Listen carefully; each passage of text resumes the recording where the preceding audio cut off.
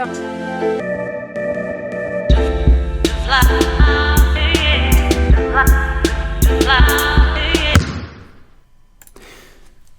up, guys? I talk too much, so my intro for this podcast is going to be the length of me spinning this ball on my finger. You ready? Okay. So, I'm talking to Augie Johnston today. He's a beast. He gave me my digital marketing start years ago. He's a businessman, ex-professional player, and he's awesome. Let's listen. Hey, before he gets in here, I just want to say I'm nervous. I've never actually talked to Augie outside of business for long periods of time. It's always been doing stuff.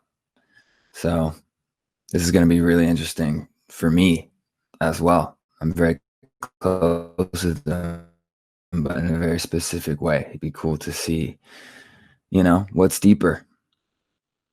The origins. I love it. So, first time basketball became your sport. When did you know? There's like playing around with your friends, but when it was like, oh, like this is my game. Like this is the one that I play. Like when was? Yeah, I mean, everyone can probably relate to this. For me, it was the first time that I ever won a championship. Right? That if you win a championship when I think I was fourth grade. It's just a rec league. You win that championship. I'm a basketball player. I'm going to be playing basketball for the rest of my life. I need to get good. And really, that was the first time that I knew that basketball was for me. But like, I really didn't start taking it super serious probably until maybe 8th grade.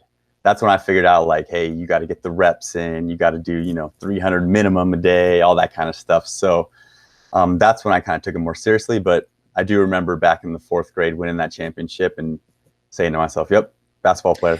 Was it one of those leagues where it's 2 years and so usually the older kids dominate? Did they spread up your youth league like that? Was it one of those years where you were older? Oh, you were younger? No, it was just straight up same age. And the crazy thing is I still remember, I mean, one of my best friends was on the other team, and I remember specifically one of my teammates. So the way we actually won the championship, because we were underdogs and we weren't that great. This other team had some all-stars, including one of my best friends, I said. And we just double teamed them. Yeah. We literally would just double teamed them. And I remember vividly, one of the worst players on our team taking a charge on him to foul him out. And he fouled out. He got all mad. And then we, from there we won. So we can curse, right? I mean, I guess we can't. Dang. Who takes a charge in 4th grade? That's not even, was it an accident? No one. Yeah, it actually kind of was. So it was really an offensive foul somewhat. I mean, my friend was coming full speed down the court. And my friend, like I said, he was one of the worst players on our team. He was just kind of in the way right there, and they were just just ran into each other. And they were the rest were teenagers. They were offensive foul. And you had a good enough coach, because honestly, this is God, I really want to curse. Maybe I should just let myself go. I don't know. Anyway, I won't for now. We'll see. I lost my train of thought. How did your coach know to double team in such a youth league? Honestly, because that's such a good tactic for young players. To me, that's almost cheating. That's how effective it is, because you know what I mean? The skill gap between best and worst player is enormous. So double teaming works so well. Why? Who was the coach? Why? Yeah, well, we did have a coach that he actually ended up playing at Princeton. So he was actually, I guess, looking back on it, we were lucky to have him. But I mean, you said it, right? I only knew this literally after I wanted to know this at the time. That'd be great. I didn't have that access. That's why we're doing this, bro. You know what I mean? Well, that's why we're doing this. The double team, I mean, at our basketball camps that we run, we don't even allow double teaming, because it's that effective at that young age. Yeah. Yeah. And did you do a triangle zone and then a double team, or at least man to man and then a double team, or however that would work, I guess? Dude, you're asking me some pretty specific questions on a fourth grade game. I do not know if we were No, I was asking about I don't know, just good point about like your basketball camp and if you did run like a yeah, we make them play man to man, and no pressing until the last 2 minutes, no double teaming until the last 2 minutes. So yeah, that just there's not. It's just different, right? It's youth level, so they can't make us skip pass across court. Yeah, yeah. I mean, a lot of players still can't do that, unfortunately. Like, just like the strength. Not accurately, right? I mean, yeah. Strength is one thing. You could get it there. Anybody could get it there, really, if you're not a little kid. But accurately on the money, nah, you're throwing it out of bounds, Yeah. And I see that at the high school level all the time, Yeah. So fourth grade Augie wins the championships, basically, and you're like set. Same age. Were you like the dominant player even then? Fourth grade? Were you already? No, not at all. Not at all. No. I mean, what? Really? That's surprising. No, yeah. Like usually man. those phenoms are good. Like from the jump, they just get it. No. Yeah. Well, my story was definitely not as a phenom, as more of the underdog. So it's kind of opposite. Yeah. So I mean, like I said, my friend on the other team, he was a stud, and he was just unstoppable probably up until maybe 7th or 8th grade, probably 8th grade. He was like, it was one of those things where you just got to give him the ball, Yeah. and he'll do his thing. And, my story, even on high school, I wasn't the best player on the team. I was, a role player in a way. But, we had a stacked squad with just like straight ballers. That's all we did. And we played, like I just said, we were 4th grade competing and, playing club teams and stuff a little bit after that, and already playing club teams in other sports. So, it was a little bit different. That's why I was a role player, because we just, we were getting wins. So when you say we in 4th grade, like you guys kind of, because it's the area limited with those kids, like you kind of played together and for all those years? Yeah, we have one high school in my hometown. And so like I said, we were playing, basketball and stuff at a young age together. And then, 4th grade, yeah, probably that 4th grade, we probably were already playing club soccer. And so a group of us, I don't even know how many, were playing club soccer, traveling, competing in state, and then all of a sudden that morphed into a basketball team. As we got older, we were like, wow, we're, some things changed. And then we had a club basketball team, and not just that, but we were just good in the area. And then going into high school, we were just dialed in, man. We had a good team.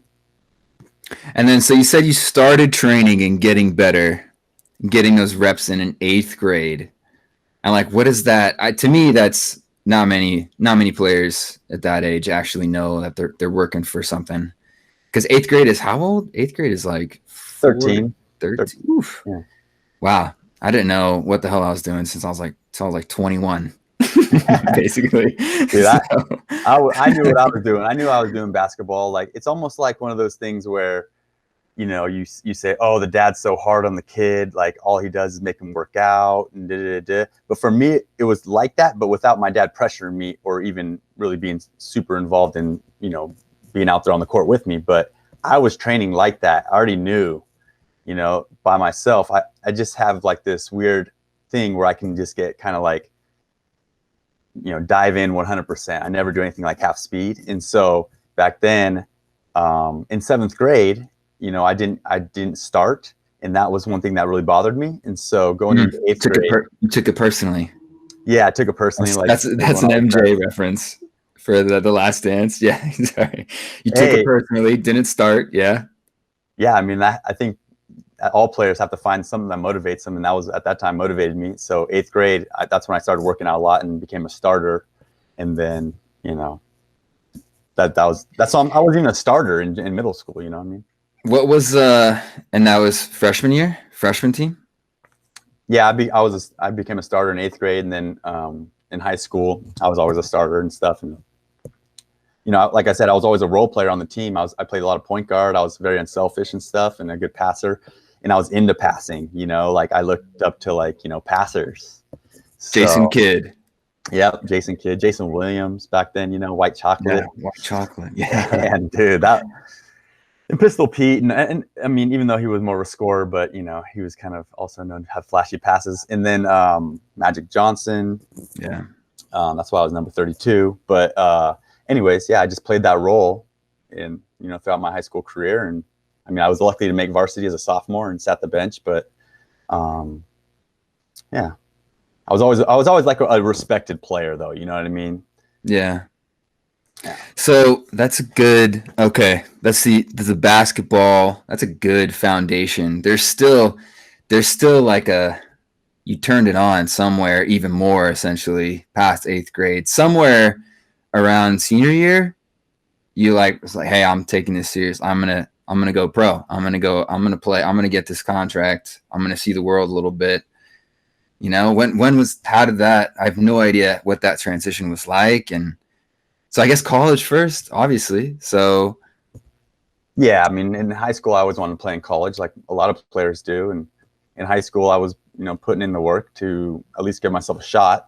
I was always outworking everyone, So I mean, senior year, how many points were you averaging, and what was that transition to college like? What were you the scouting? Yeah, senior year, I was averaging somewhere around 8.5 points per game. So not a ton. Wow.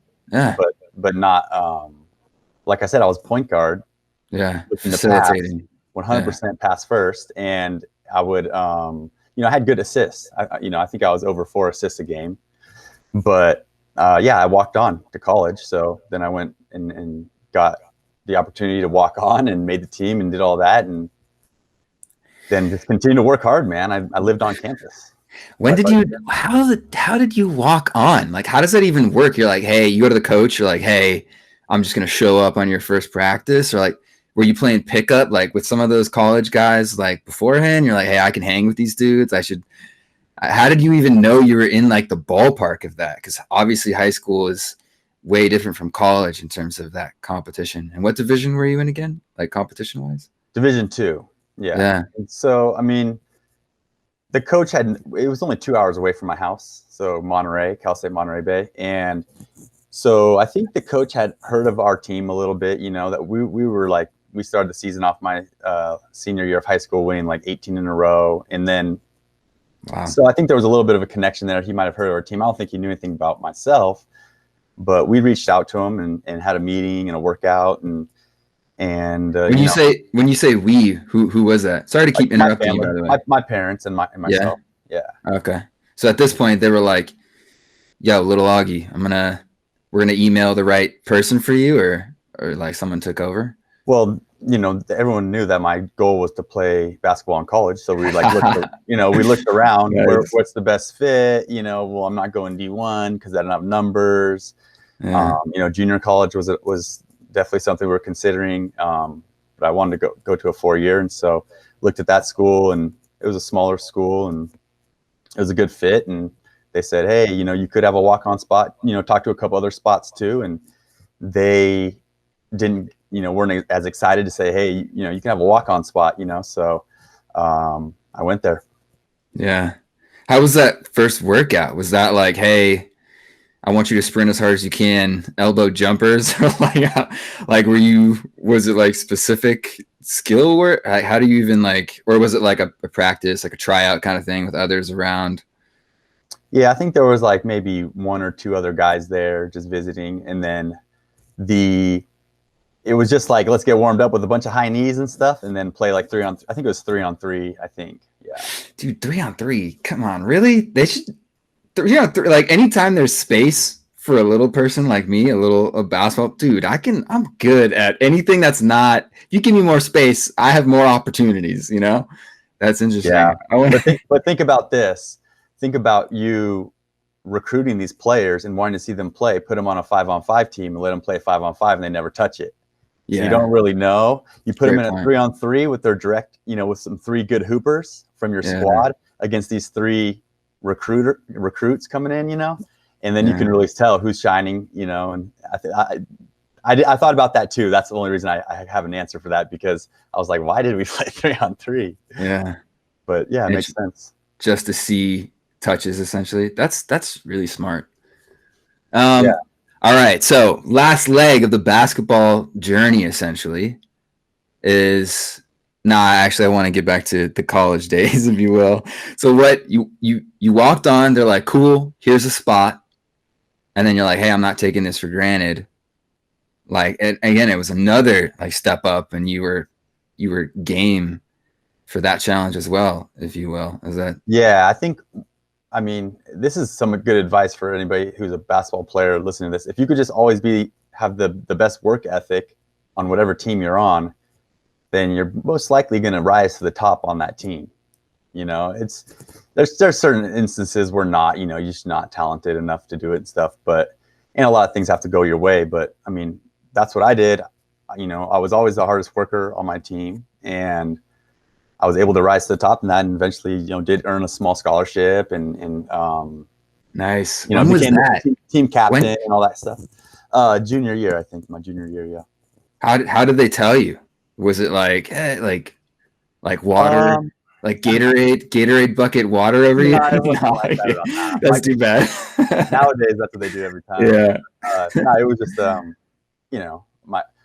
I think you never know what goes on in the back of the mind of coaches, but I think you never know if people worry like, hey, he might leave or something. Like I was actually getting good enough to where, or I had a good year.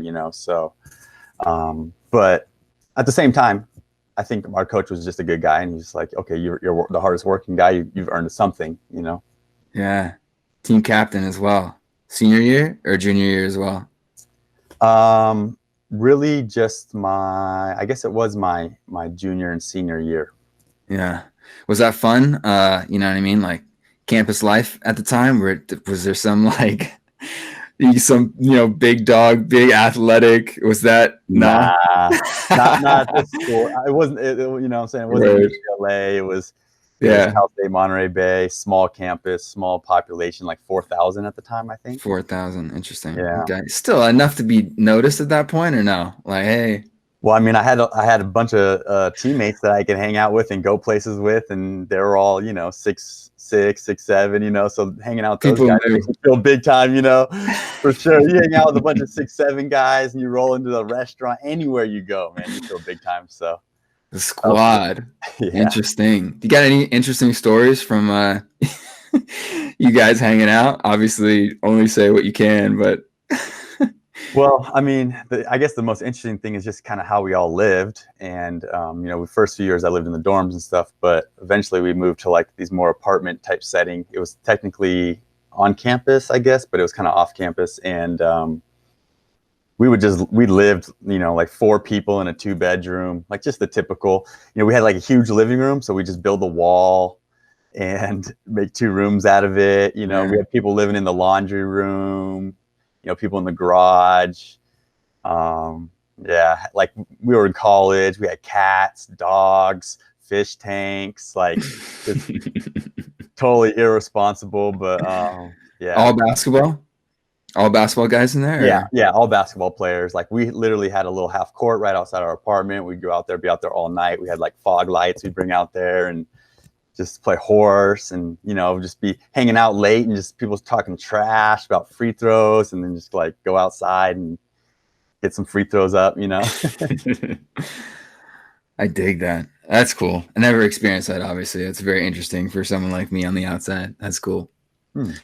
Um, all right. So so you're getting successful. You got the squad.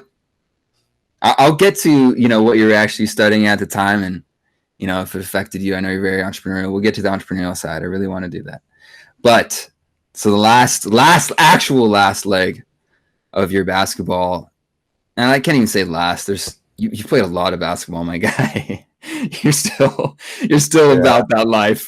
Yeah. So Yeah. I can't even say that. I mean, like the player side, I guess. Yeah. Interesting. So what was that transit? Like, how was that? How much time passed until it's like, I'm going to take it up another notch? This is a lot of notches.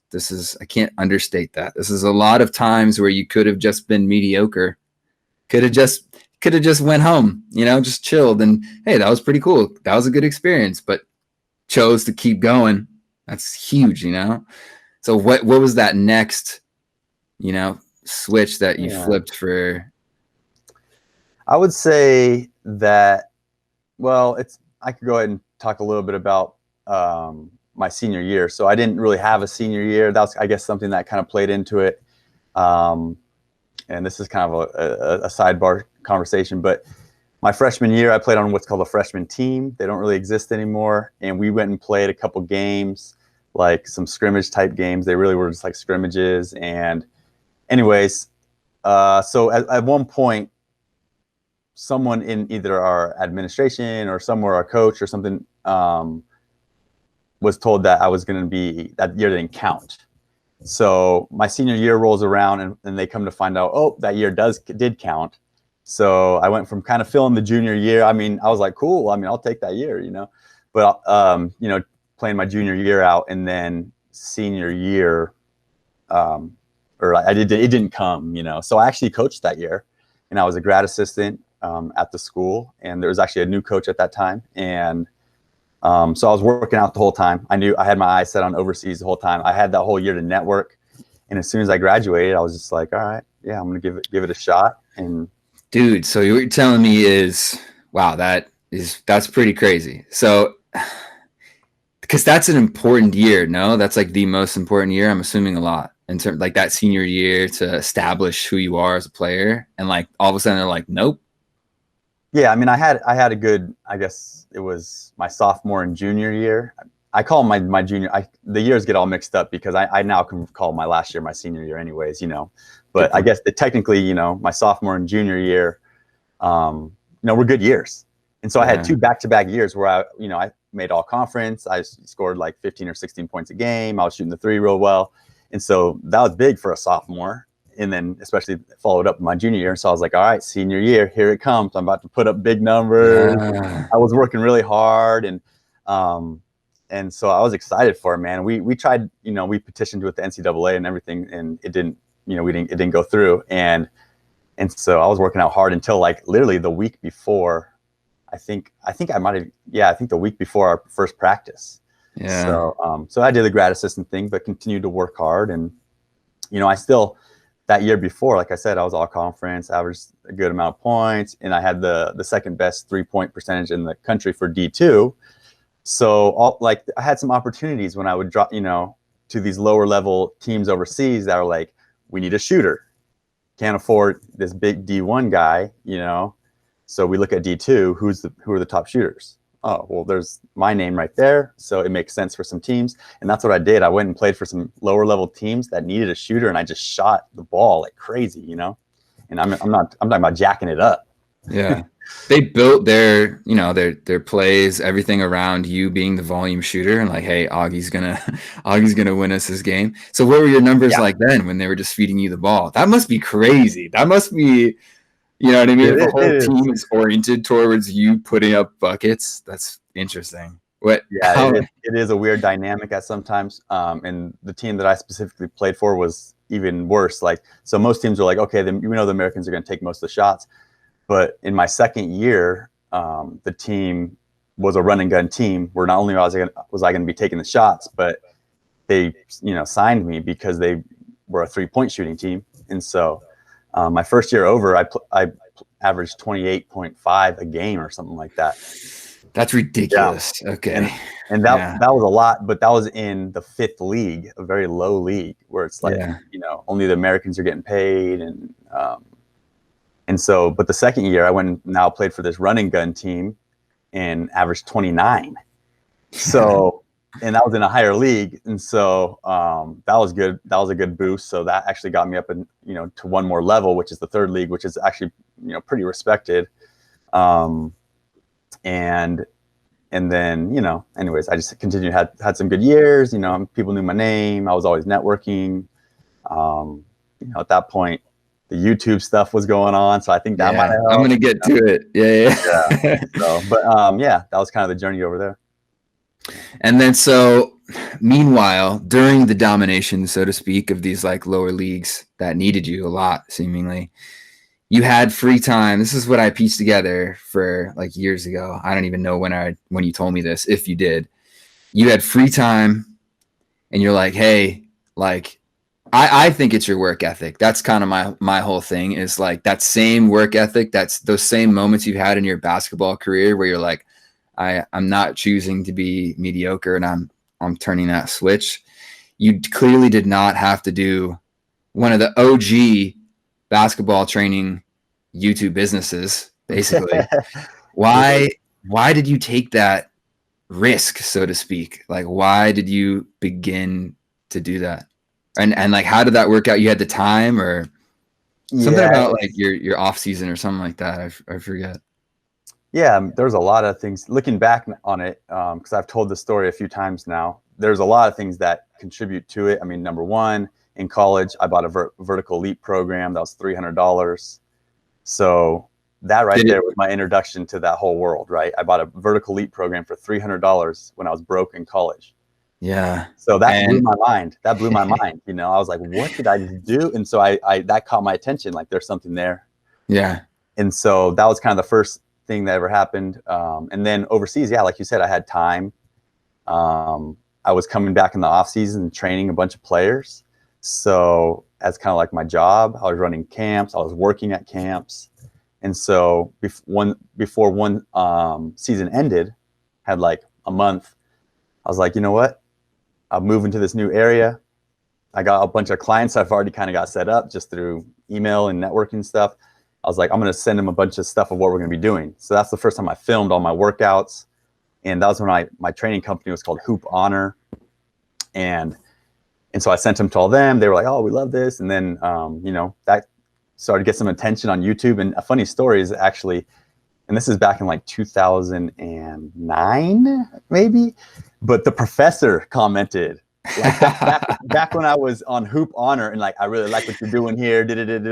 And I was just like, what? And it was real and everything. And I never talked to him since that. But yeah, and so that's how that whole thing started. And eventually I was able to figure out how to, you know, turn it into a business, and offline and online. And that's Baller Bootcamp.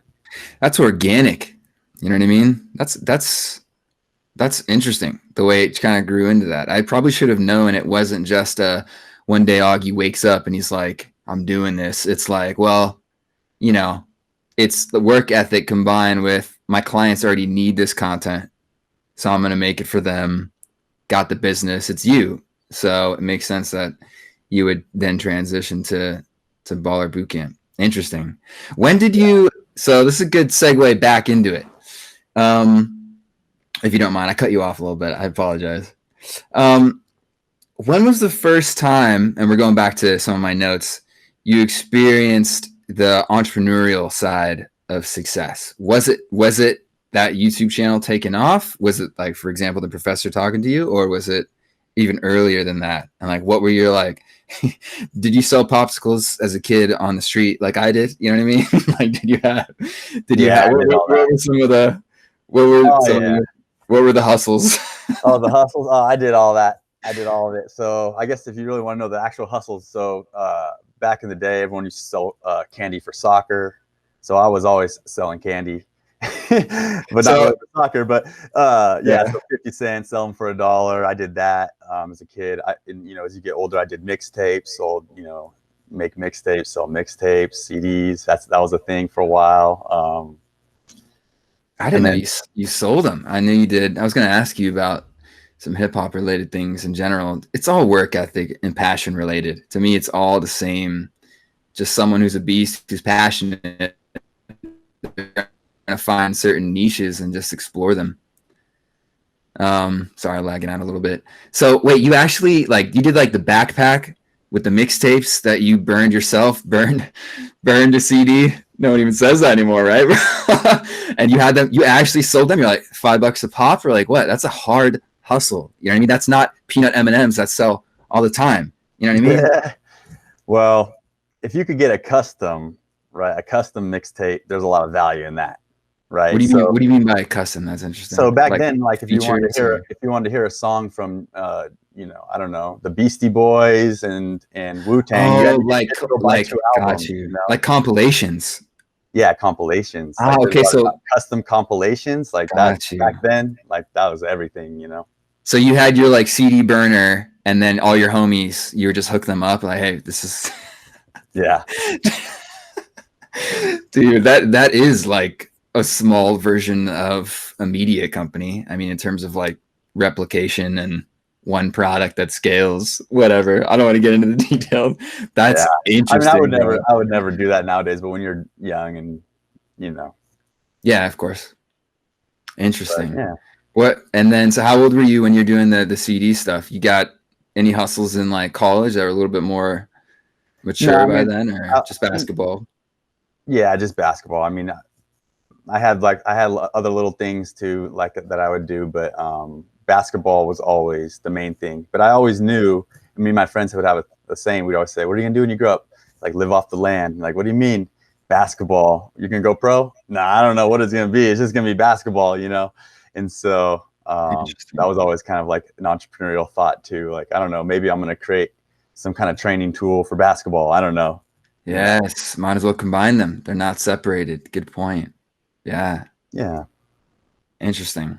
So hardest working moment of your life, business and basketball. I'm just gonna hit you with these more pointed questions, if you will. Hardest working, like, you know what I mean? Like you threw up in a trash can. Any moments? I never actually threw up in a trash can. People, you know what I mean? That you see that a lot. You hear about it. I don't overeat before I train. Did you ever have you ever done that before? I actually had question. I actually haven't ever thrown up in a trash can. And like as far as the hardest working moment goes, it's hard to. As far as a moment goes, I mean, to me, there's been really hard ones with coaches, like running a 5-10 mile. You know, I'd run a 5-10 mile in college. That was probably the hardest moment.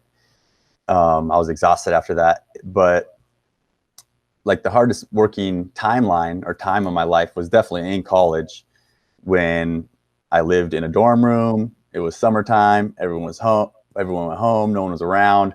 Right next to the gym. I worked, a job that was, kind of weird hours, and it wasn't many hours. So I was able to just go to the gym and just be in the gym all day. And I remember like being in there doing, shooting, ball handling, finishing, hour and a half, straight into the weight room, lifting upper body, straight into the other weight room, doing plyometrics for lower body, going home. That was like a 4-hour workout right there. Yeah. And then I would come back at night and I would do, and we would play, and I'd sometimes come early and get up more shots, and then we would play. And so, yeah, there was definitely like 8-hour days and stuff in there in the gym for, almost every day, pretty often. So, yeah. I still think that's a choice. You know what I mean? Like, why would someone be that dedicated? It seems like you could have done Netflix for, obviously it wasn't popular back then, but you know what I mean? Anyway, I'm just putting a punctuation mark on that. Yeah, no, definitely. Any people or coaches in your life you think have affected your basketball and potentially your entrepreneurial skills / both in this regard, because you do both? Yeah, for entrepreneurial, definitely my dad has always been the guy who comes up with ideas, and he used to own his own construction business, and he became a professor at Cal Poly and taught construction management. So he's very business savvy, and even to this day loves coming up with ideas. So that was definitely on the business side. On the basketball side, I had just a lot of good coaches. Like as a coach now, I look back and just appreciate them even more, But imagine, growing up, that's one of the perks, right, of playing sports and getting your kid into sports is now all of a sudden they have these role models that you put them around. And so I had a lot of coaches growing up, my high school coach, then college, then, overseas. I had a lot of coaches in my day, and coaches for the most part, are delivering great messages and good stuff, So that's a great reason to put anybody into sports, just so that you can go and hear the gospel from good coaches that are promoting, teamwork and just being a good person and not showing up late, accountability, all that stuff. Accountability. What is the greatest moment of your basketball / entrepreneurial career thus far, if you will? I know it's a pretty crazy. What's like the first memory that comes to mind where you're like, was it still 4th grade championship? Like, was it that, or was it something else? Nah.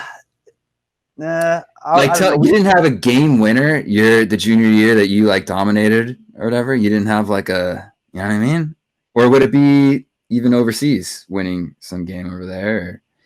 I mean, I had a lot of games overseas that I can look back on and really enjoy because of the fact that I was, a role player. And even in college, when I would score, 15 a game, I never really thought of myself. I was lucky to be able to get that. I was getting it off hitting some threes. I wasn't doing a lot. Like there's a lot of other players on that team doing more than me. But anyways, going overseas and being able to put up big numbers and stuff like that. So some of those moments were pretty cool. And then just in high school, just certain wins and stuff in high school, definitely. Interesting. What about entrepreneurial success? Oh, That's a tougher question, huh? Because there's no like straight standard scoring with real life, Yeah, That's a tough one. Everything's kind of been a work in progress. I mean, the Baller Boot Camp was probably the first thing where that like said, okay, this is actually real. Like I could make this into a job. And then now with VidChops, my video editing company, that's a bigger success, but at the same time, the entrepreneurial journey is just such a work in progress. So, I can't say that anything's been like my biggest success because just not there yet. And even in basketball, it's easy to look at that and say, okay, there's, what was your biggest highlight? But that's because I'm done playing, For coaching, that's a work in progress, definitely. So, yeah. You think you're going to experience like more success with coaching than you did as a player in the long run, if you had to guess? I dream about that at night sometimes, and what is it? What's because I had some dream? Or just to win like a CIF or something like that. That's really my dream for coaching. That's like a regional championship. But yeah, as a player, I got to play overseas. I got to play a little bit in college. It was fun, but I never really won the big one. I never won the state championship. Never won national championship or anything like that overseas. Never won league title even in college. We won league titles in high school, but we didn't win that CIF. And so, if I could ever do something like that as a coach, then that would mean something. But that's what I was saying. So that drives you now.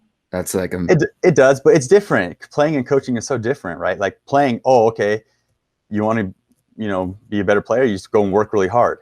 Coaching is like more just like, I don't know. It's different in a way. Strategizing, more chess.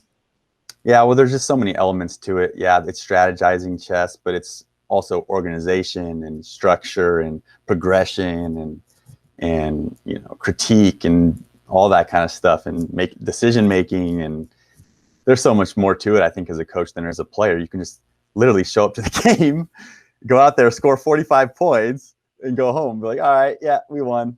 And then the coach is like, I spent 9 hours breaking down the game film. I've been thinking about that, yeah, crazy, dude. It's just so different. And this is something I'm just personally interested in, that you actually can clearly answer this based on what you just said, basically. I don't know if this is true. This is some internet graph I saw. Turns out that basketball, in terms of, I should probably find this, in terms of skill, it's because there's only 5 guys on the court for a team, one person can greatly affect basketball more so than most other sports besides like, one-on-one like tennis. So this is hypothetically, I'm lagging out, sorry. Hypothetically, a coach affects the game more, or a very good high school player at that level. Who, you know what I mean? Superstar high school player or very good coach, who goes, who affects to get to that title first? Who's got, That's first of all, it's interesting what you just said about, the one player. Do you believe that? I actually, that makes sense. It makes sense to me. Yeah, definitely. But what was the second part of the question? It was about. So given that one player on a basketball team can really affect outcomes, LeBron, Jordan, obviously. Yeah. So I remember the question now. You know what I mean? So, yeah. So who affects it more? A good coach. It's the good coach will win. The good coach. Interesting. Yeah. You know why? Because there's no I in team, man. You know that. Imagine a really good player with a whole bunch of bad players around him, in a bad coach that doesn't have anything for them, doesn't teach them anything, versus another team in warm-ups. In warm-ups, they're like defense, and they're all in sync, and the other team just over there chewing bubble gum. You think that the other teams? You think that team with the good players is gonna win? No way, dude. Yeah. They'll trap that guy. They'll double team. You know what I mean? Yeah. But let me play devil's advocate, because I really want that to be the case. I really want the team who's into it, underdogs all the way, they should win it if they're in. You know what I mean? At the same time, basketball has a hero ball kind of trend, if you will, going on. It's been for a while, I guess. You know what I mean? If there's the Harden of high schools, like you think, like he's got a decent team around him, not very good. Playing devil's advocate, like, you know what I mean? Not straw man argument, Iron Man argument, so to speak. Like there's like Harden level skills, no team, that guy. You think coach wins that game still? Like he affects it more? I know I set you up with that question. That's a loaded question, but you know what I mean? Harden. So take James Harden right now and put him on a varsity high school team. As a high school kid, though, right? Or like right now. If you put him on as right now, then I think I would go with your argument. I would go with your argument. Exactly. Yeah. But if you put him as a high school player, which I actually did see him play in high school, he was very good. Interesting. I would not give that team. If they were decent players around him, okay. Decent players around him with a bad coach, then okay, that's different. But it's Harden as well. But if it's just one and a bunch of bad players around him with a bad coach, I think the good team will win, I think, every time. In high school. Yeah. I mean, look in the NBA even too. I mean, Popovich. Basketball is basketball, right? Is James Harden winning championships? Nope. He was close with Chris Paul, right? I mean, arguably against one of the greatest teams of all time with the Golden State Warriors. I think that was one of their best rosters. He's gotten close quite a few times, but but in this case, we don't really want him to. We still want to preach team basketball. But closer, does he have one? Will he retire with one? I think he probably will, but maybe not. Yeah. Interesting. God, I had a segue there from a Harden question. I forget.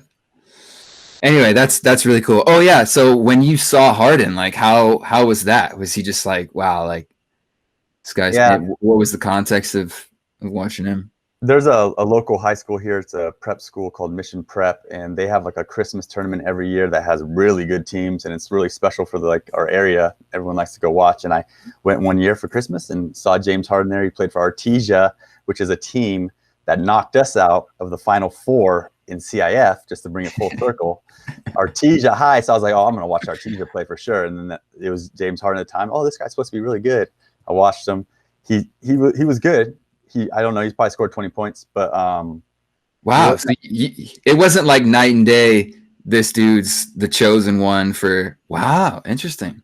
No way, dude. He wasn't even the chosen one when he came in the league. Remember, he used to come off the bench for But he surpassed all those guys pretty much, except for maybe KD. But I mean, he wasn't at that point. They were like, I think he went to Arizona or something. But so. He was good, but he wasn't balling out like not because he couldn't, but he just wasn't like going hard, honestly. Yeah. Interesting. Random question. We're gonna wrap this up. Thank you for being here for so long. I appreciate it. So you're in a pickup game. You're the only scorer. This is reminiscent of maybe your pro team overseas. Main scorer, only scorer. You need one bucket to win this pickup game. They've been talking trash. You know what I mean? I'm trying to set the scene here. They've been saying, you know what I mean? They've been holding down that court for like an hour. They're like, you know what I mean? They're like, what's the go-to move that you hit that guy with? He's a good defender to secure that game, like for you. Yeah, that's an easy one, man. Okay. It's the Iverson crossover now. Not back in the day. Do you actually have the Iverson Hezzy, or just say Iverson Hezzy because it's legendary? You know what I mean? Like, do you have that like slight carry back over kind of thing, or like, you know? Oh, heck yeah. It's the Iverson crossover because, there's like 1,000 ways to cross over to like exchange, switch hands. Okay, But it's gotcha. the Iverson because if anybody who was ever a trainer, and has to teach kids moves, Yeah. then you've studied this footwork. Like, how do you actually make somebody shift? Like, how do you actually get somebody to go? And so that was my question because I never could do that. I was like, whoa. And so I studied it as a trainer. Now I got it. And what do you think that is? Like what makes it shifty? Yeah. It's the attack. It's the attack. So it's like a skip, right? You can do like a skip, and then you push off really hard in one direction, like you're blowing by it that way, and then you just cross it. You got any secret misdirection you can put in there as well? Where are you looking? Like, where are you? Is your body a certain? Are you angled a different direction just to get them off balance the other way, or like what's like the nuances, if there are any?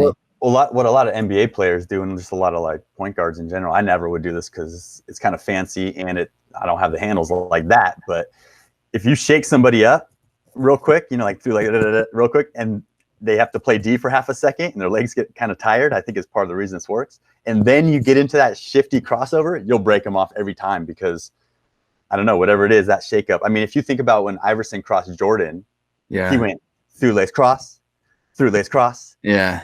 and then he yanked him with the cross. And so do you remember him talking about that specific highlight, that specific move?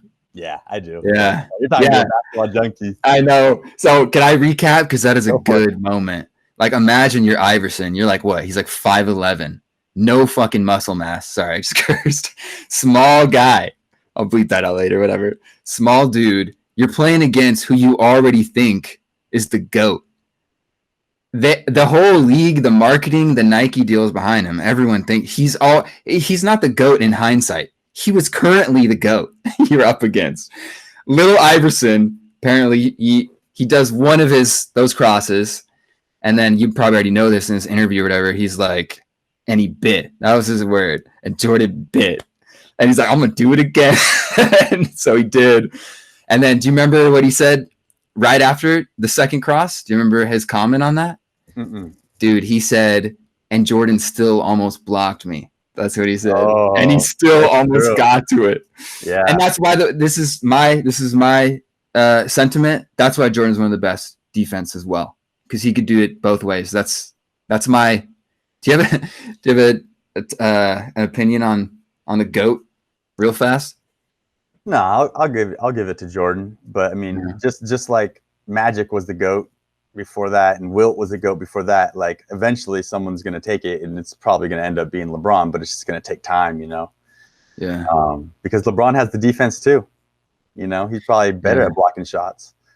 But anyways, I'll give it to Jordan too. But everyone, you got to look at the game. Everybody, it's going to evolve, right? Wilt was the GOAT. Like, my dad still says Wilt's the GOAT over Jordan because that's because that's his era. Right. And I think some LA people still say Magic Johnston's the GOAT over Jordan. And then, eventually, I mean, Kobe as well.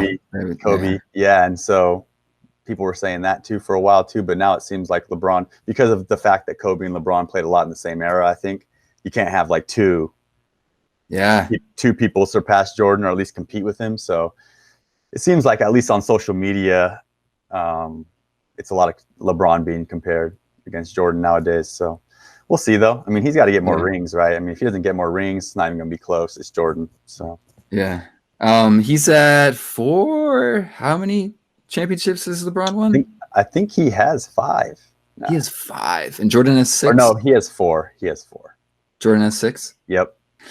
Dude, LeBron's getting up there though. I mean, he's magically still very healthy, spending 1.2 million or whatever, 1.8, I don't know, on his body. But I don't know, man. I don't know if he's got.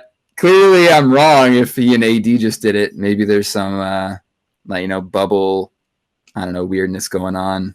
I hope people still count that season, by the way. I hope it's not an asterisk on seasons.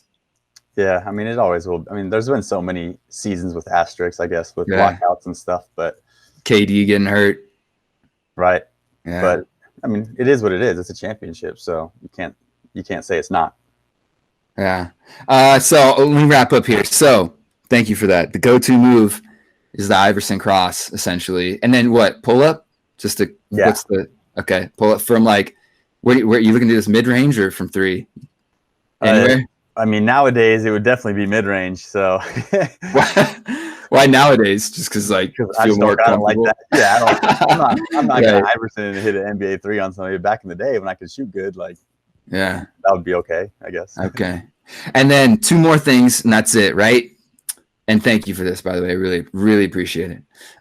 One thing you wish you knew as a kid that you know now in the realm of basketball as well as business entrepreneurship. So basketball first. Like if you were to tell your, let's just say hypothetically 15-year-old self, hey, you should do this. What would it be? Like to jumpstart whatever you Probably just have more fun with it.